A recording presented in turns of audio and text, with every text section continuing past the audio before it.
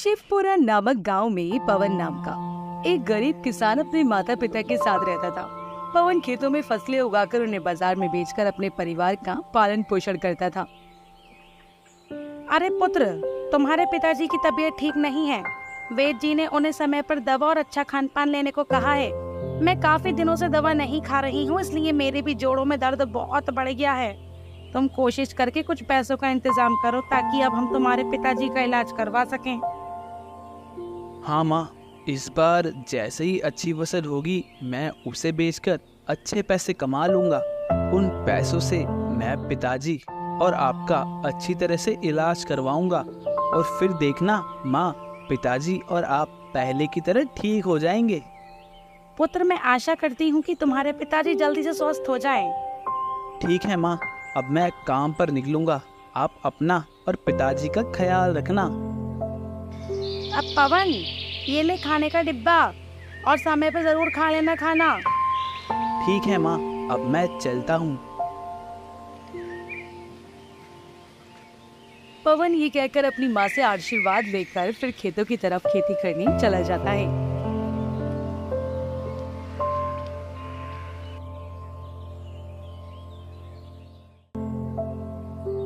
इस बार मुझे कुछ न कुछ करके अच्छी फसल उगानी ही होगी, क्योंकि अगर इस बार फसल खराब हुई तो मैं बर्बाद हो जाऊंगा और अब मेरे पास भी इतने पैसे नहीं हैं कि मैं फिर से फसल उगा सकूं। पवन ये कहकर खेतों में बीज बोने लगता है। तभी वहाँ उसके गांव का एक दोस्त कमल आता है और कहता है, तुम क्या कर रहे हो? कुछ नहीं कमल, मैं दोबारा खेतों में इन बीजों को लगा रहा हूँ। पवन, ये तो मुझे भी दिख रहा है कि तुम इन बीजों को खेतों में लगा रहे हो, मगर तुम जानते हो ना कि इस समय मौसम किस तरह से बदल रहा है। कभी धूप आ जाती है तो कभी बारिश आ जाती है। तुम्हें क्या लगता है कि तुम्हारी फसल उगेगी? हाँ, मुझे भगवान पर पूरा यकीन है कि इस बार मेरी फसल बहुत अच्छी उगेगी। पवन ये कहकर दोबारा से अपने काम में लग जाता है। पवन का दोस्त कमल मुंह बनाकर वहाँ से चला जाता है।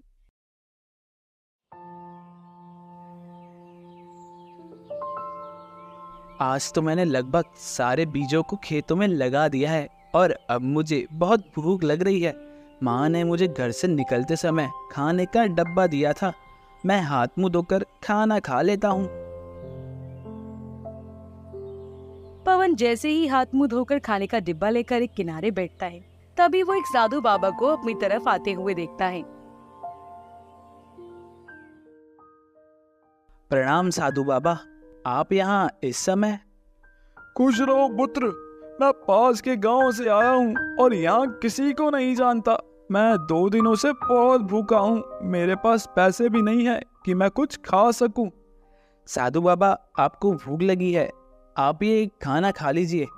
मैं जानता हूँ ये खाना आपके खाने लायक तो नहीं है, लेकिन फिर भी अगर आप चाहें तो इस खाने को खा सकते हैं।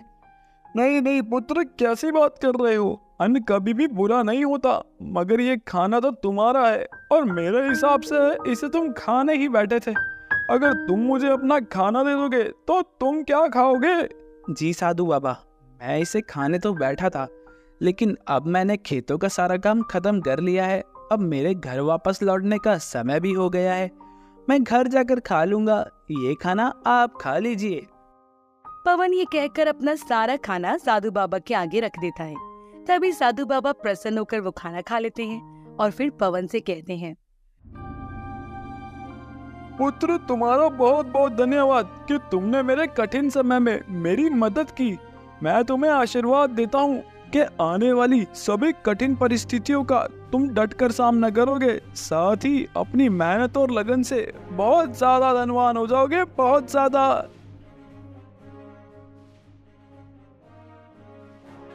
साधु बाबा पवन को ये आशीर्वाद देकर वापस लौट जाते हैं, जबकि पवन उन्हें जाता देख खुद भी अपने घर की तरफ चला जाता है। पवन, अब तू आ गया? हाँ माँ, खेतों में सारा काम जल्दी ही हो गया था, इसलिए मैंने सोचा कि अब घर चलूं। माँ, अगर घर में कुछ खाने को है तो मुझे दे दो, मुझे बड़ी भूख लगी है। पवन, तू जानता है ना, जब से तेरे पिताजी बीमार पड़े हैं तब से मेरे हालात बहुत खराब हैं। मुश्किल से ही गुजारा हो पाता है। जो पैसे मेरे पास थे उनसे मैं तेरे पिताजी की कोई दवाइयाँ ले आई, और रात का जो बचा हुआ खाना था वो मैंने तुझे सुबह दे दिया था।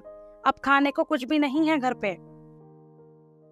पवन की माँ घर में उसके खाना ना होने के बारे में बताती है, जिसे सुनकर पवन परेशान हो जाता है और फिर वो भूखा ही सो जाता है। कुछ दिन ऐसे ही बीतते हैं। पवन दूसरों के खेतों में काम करके पैसे कमाता है और अपने माता पिता का खर्चा उठाता है। साथ ही वो अपने खेतों में उगी फसल को भी ध्यान रखता है।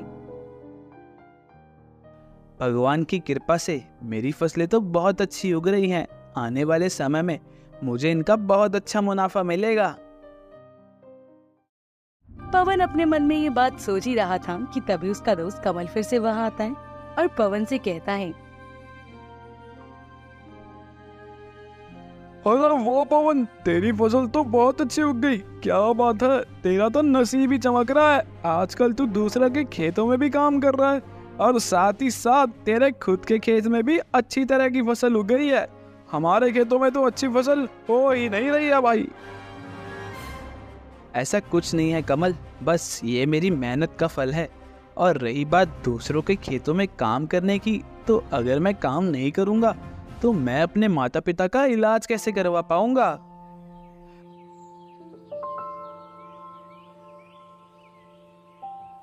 पवन कमल से ये सब कह ही रहा था कि तभी अचानक मौसम खराब हो जाता है और देखते ही देखते बारिश शुरू हो जाती है।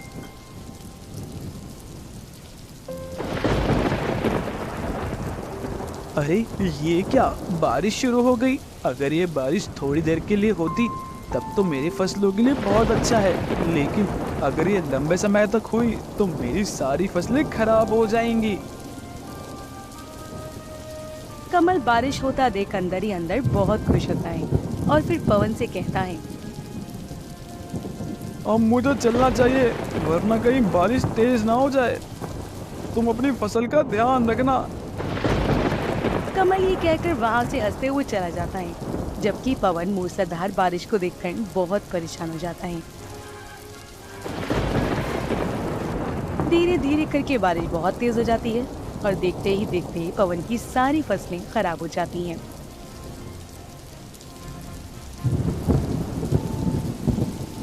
मैं बर्बाद हो गया, मेरी सारी मेहनत बेकार हो गई।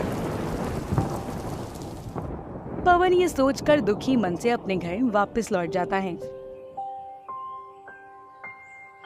क्या हुआ पवन, तू बहुत परेशान लग रहा है।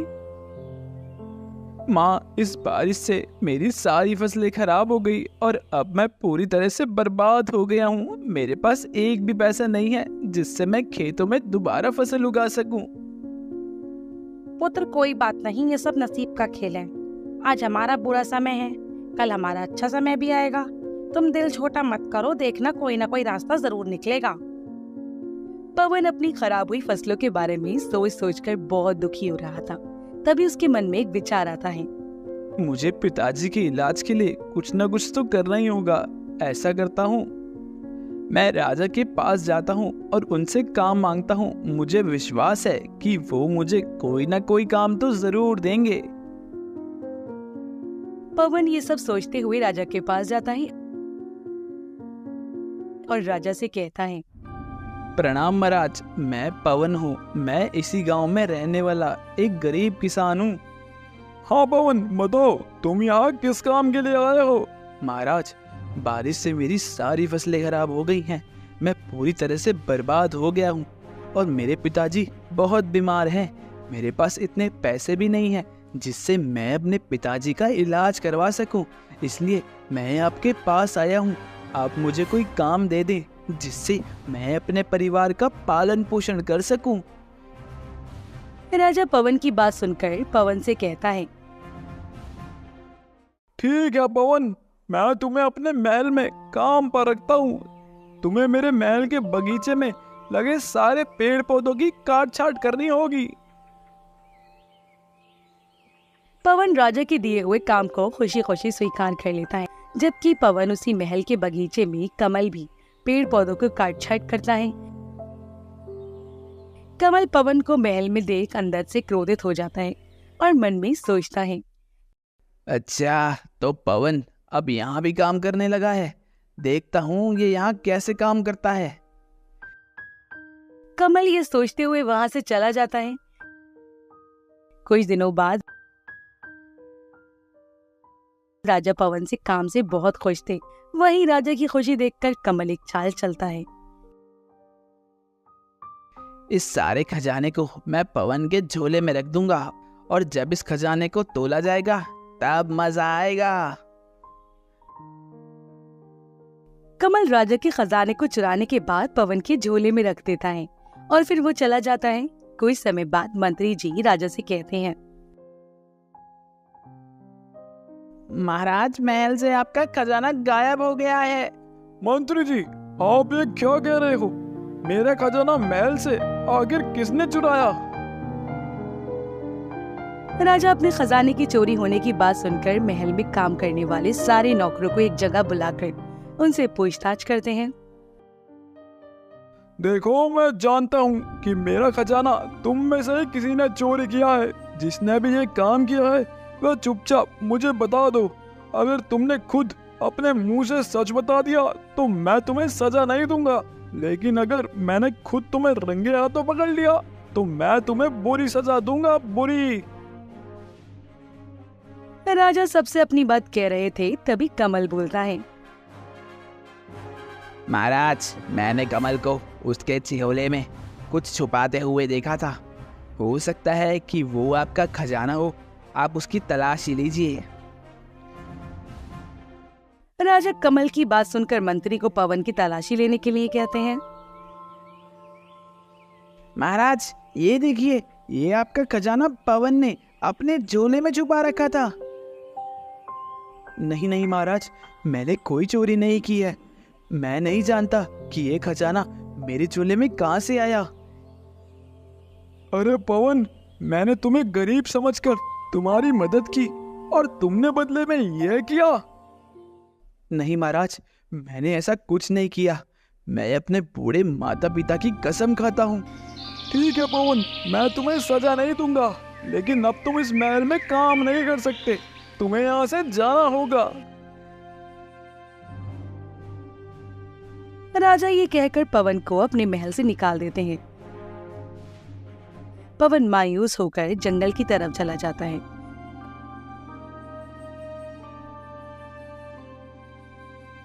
जहां वो मायावी दोस्त मंगल और प्रेम पवन को आते हुए देखते हैं।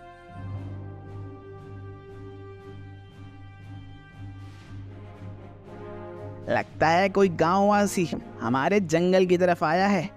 हाँ, और मुझे लगता है ये बेचारा अपने जीवन से बहुत परेशान है। अच्छा चलो हम दोनों खोजी चल के उससे पूछ लेते हैं।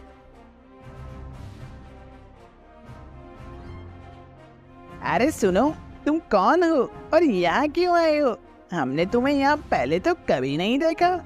मेरा नाम पवन है और मैं इसी गांव में रहता हूँ, लेकिन राजा ने मुझ पर चोरी का छोटा इल्जाम लगाकर मुझे अपने महल से निकाल दिया और अब मेरे पास एक भी पैसा नहीं है जिससे मैं अपने परिवार का पालन पोषण कर सकूं। तुम्हारे साथ तो बहुत बुरा हुआ। बताओ हम तुम्हारे लिए क्या कर सकते हैं? देखो पवन, परेशान मत हो। देखना एक दिन सब कुछ ठीक हो जाएगा।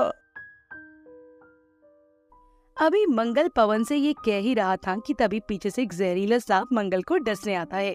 तभी पवन अपने पास रखी पेड़ों को काटने वाली कुल्हाड़ी से उस सांप पर वार कर देता है, जिससे वो सांप तुरंत मर जाता है। तुम्हारा बहुत बहुत शुक्रिया, तुमने मेरे दोस्त की जान बचाई। अगर ये सांप हम दोनों को काट लेता तो हम तो मर ही जाते, लेकिन तुमने ऐसा नहीं होने दिया। पवन प्रेम की बात सुनकर कहता है, कोई बात नहीं दोस्तों, ये तो मेरा फर्ज था। अगर तुम्हारी जगह कोई और भी होता तब भी मैं उनकी जान बचाता। पवन की ये बात सुनकर मंगल उसे एक सिक्का देता है और कहता है, मेरी तरफ से तुम्हारे लिए भेंट है। इस सिक्के को तुम हमेशा अपने पास रखना। लेकिन इसको अपने पास रखने से क्या होगा? यह सिक्का मुझे एक साधु बाबा ने दिया था। उन्होंने कहा था कि जिसके पास भी ये सिक्का होगा वह धनवान हो जाएगा। ठीक है मेरे दोस्त, धन्यवाद। पवन उस मंगल की बात सुनकर वापस अपने घर लौटता है। पवन के जाने के बाद मंगल और प्रेम गायब हो जाते हैं। इधर कमल राजा के खजाने से कुछ न कुछ चोरी करता रहता है और दिन कमल चोरी करते हुए पकड़ा जाता है। अच्छा, तो तुम हो असली चोर। मुझे माफ कर दीजिए सरकार, मैंने ये गरीबी के कारण किया। आज के बाद मैं कभी चोरी नहीं करूंगा। राजा से माफी मांगने के बाद वो पवन की सारी सच्चाई भी उन्हें बता देता है, जिसे सुनकर राजा खुद पवन से माफी मांगने उसके घर जाते हैं। राजा पवन के लिए ढेर सारा खजाना भी लेकर जाते हैं।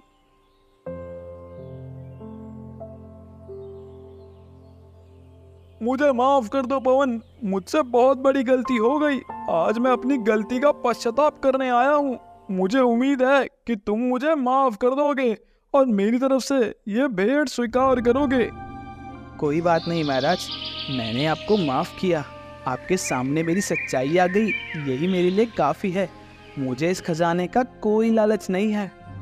मुझे पता है पवन, तुम्हें इस खजाने का कोई लालच नहीं है, लेकिन मैं तुम्हें यह अपनी खुशी से दे रहा हूँ। राजा के बहुत कहने पर पवन वो खजाना लेता है और उस खजाने को पाकर पवन बहुत बहुत धन्यवान हो जाता है। ये देखकर पवन की माँ कहती हैं, देखा पुत्र, नसीब का खेल पर मुझे पूरा यकीन था, एक दिन तुम जरूर कामयाब होगे।